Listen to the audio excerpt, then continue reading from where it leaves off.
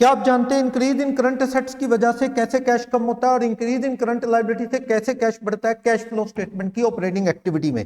बहुत से बच्चे नहीं जानते, इस चीज को रट्टा लगाते हैं, कल को जॉब के लिए जाते हैं, इंटरव्यू में ये क्वेश्चन पूछा जाता है तो वो सेटिस्फैक्टरी रिप्लाई नहीं दे पाते। आओ जानते हैं इसका क्या रीजन है। ऑपरेटिंग एक्टिविटी में कैश एडजस्ट करते हैं आप, ये इंक्रीज डिक्रीज, उसका रीजन जानते हैं। एग्जाम्पल लेते हैं, प्रॉफिट एंड लॉस में प्रॉफिट निकला हुआ है 30,000, सेल रेवेन्यू फ्रॉम ऑपरेशन में 5 लाख है, सैलरी 50। इसको क्लियर करते हैं।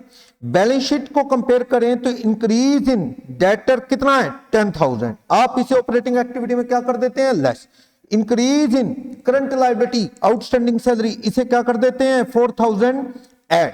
इसका रीजन क्या है? ये जो एड लेस हुआ है, व्हाट्स द रीजन?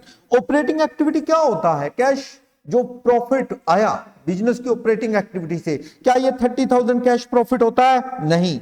आप देखो जो हमारे डेटर थे वो ओपनिंग कितने थे 50, क्लोजिंग इंक्रीज होके 60 हुए, सेल हमारी आई है पीएनएल स्टेटमेंट में 5 लाख, क्या ये 5 लाख कैश आया? नहीं, कैश कितना आया 490। दैट्स व्हाई 10,000 हम कम करते हैं इंक्रीज इन डेटर का। और सैलरी ओपनिंग 10 थी, इंक्रीज होके 14, पीएनएल स्टेटमेंट में 50 आया, क्या 50 सैलरी कैश पे की? नहीं, कितनी पे की 46,000। दैट्स व्हाई आपने 4,000 वो क्या किया ऑपरेटिंग एक्टिविटी में add in order to find cash profit. इस वीडियो को डिटेल में देखना चाहते हैं तो कैप्शन में लिंक को क्लिक करो।